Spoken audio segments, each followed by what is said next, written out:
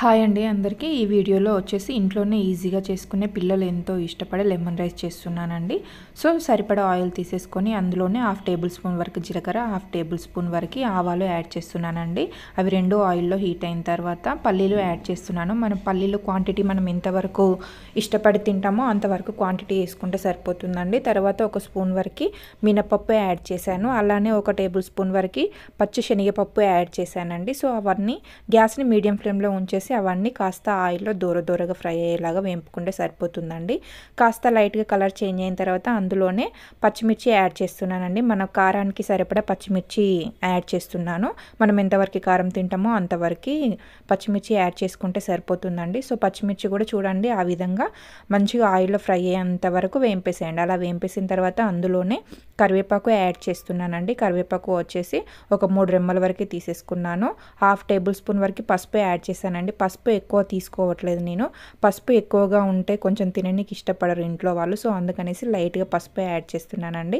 అందులోనే ఒక 1/2 table spoon వరకు ఇంగువ యాడ్ చేస్తున్నానండి. ఇంగువ కూడా యాడ్ చేసిన తర్వాత ఒకసారి కలిపేసేసుకోండి. టోటల్ కలిసేలాగా ఒకసారి కలిపేసేసుకోండి. చూడండి ఈ విధంగా టోటల్ అన్నీ ఫ్రై అయిన తర్వాత అందులోనే ఒక 2 టేబుల్ స్పూన్ వరకు వాటర్ యాడ్ చేస్తున్నానండి. ఎందుకంటే కొంచెం ఆ లెమన్ రైస్ అనేది వాటర్లో ఎంత కుక్ అవుతే అంత టేస్టీగా పుల్లగా వస్తుంది. సో ఒక 2 టేబుల్ స్పూన్ వరకు వాటర్ యాడ్ చేసిన తర్వాత ఇప్పుడు లెమన్ జ్యూస్ యాడ్ చేస్తున్నానండి. నిమ్మకాయ రసం. నిమ్మకాయలు వచ్చేసి ఒక పెద్ద సైజు మీడియం సైజువి 3 తీసేసుకున్నాను. మీడియం సైజువి 3 తీసేసుకొని ఇలా నిమ్మకాయలో దాంట్లో జ్యూస్ని మొత్తం సపరేట్ చేసేసి ఇందులో యాడ్ చేస్తున్నానండి.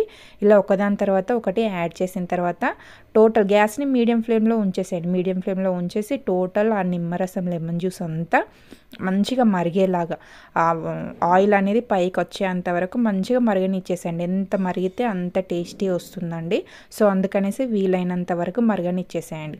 ఆయిల్ సపరేట్ అయ్యేంత వరకు మరగనిచ్చేసేయండి. చూడండి వీడియోలో చూపిస్తున్న విధంగా ఈ విధంగా సపరేట్ అయ్యేంత వరకు ఈ విధంగా ఆయిల్ సపరేట్ అయ్యేంత వరకు ఈ నిమ్మకాయ జ్యూస్ని ఫ్రై చేస్తే సరిపోతుందండి. ఇప్పుడు మనకి పర్ఫెక్ట్గా వచ్చింది.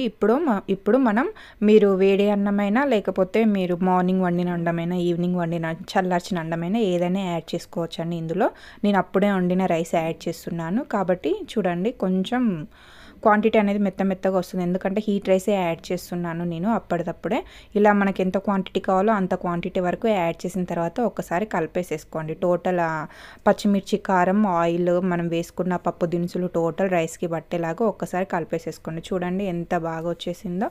టోటల్ ఆ నిమ్మరసం అనేది రైస్కి పట్టేలాగా టోటల్ హీట్ అవ్వనివ్వండి. ఒక 5 మినిట్స్ వరకు మంచిగా అడుగు మాడకుండా టోటల్ కలిపేసేసుకోండి. ఇలా కలిపేసుకున్న తర్వాత సాల్ట్ యాడ్ చేయండి. టేస్ట్కి సరిపడా సాల్ట్ కూడా ఇందులో యాడ్ చేసేయండి.